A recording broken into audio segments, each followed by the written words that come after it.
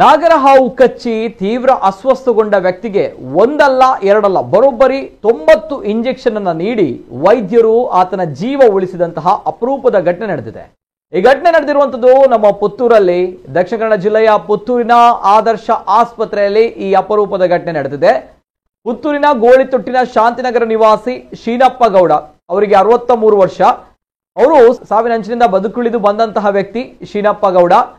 ಇವರು ಬೆಳಗ್ಗೆ ತೋಟಕ್ಕೆ ಬಾಳೆಗೊನೆ ಕಡಿಯಲು ಹೋಗಿದ್ದಾಗ ಎಡಕಾಲಿನ ಹಿಂಭಾಗಕ್ಕೆ ನಾಗರಹಾವೊಂದು ಕಚ್ಚಿದೆ. ಜೊತೆಗೆ ಇದರಿಂದ ತೀವ್ರ ಅಸ್ವಸ್ಥಗೊಂಡು ಪ್ರಜ್ಞೆ ಕಳೆದುಕೊಂಡಿದ್ದಂತಹ ಶೀನಪ್ಪ ಗೌಡ ಅವರನ್ನ ತುರ್ತು ಚಿಕಿತ್ಸೆಗೆಂದು ಪುತ್ತೂರಿನ ಆದರ್ಶ ಆಸ್ಪತ್ರೆಗೆ ಕರೆತಂದು ಚಿಕಿತ್ಸೆ ನೀಡಲಾಗ್ತಾ ಇತ್ತು. ಇನ್ನು ಶೀನಪ್ಪ ಗೌಡರನ್ನ ಬದುಕಿಸಲು ವೈದ್ಯರು ಬರೋಬ್ಬರಿ 90 ಇಂಜೆಕ್ಷನ್ ಅನ್ನ ಚುಚ್ಚಿದ್ದಾರೆ. ಸತತ ಪ್ರಯತ್ನದಿಂದ ಶೀನಪ್ಪ ಗೌಡರು ಕೊನೆಗೂ ಕೂಡ ಬದುಕುಳಿದಿದ್ದಾರೆ. ಜೊತೆಗೆ ಇದು ಅಪರೂಪ ಅನ್ನುವಂತಹ ಘಟನೆ ರೀತಿಯಲ್ಲಿ ದಾಖಲಾಗಿದೆ.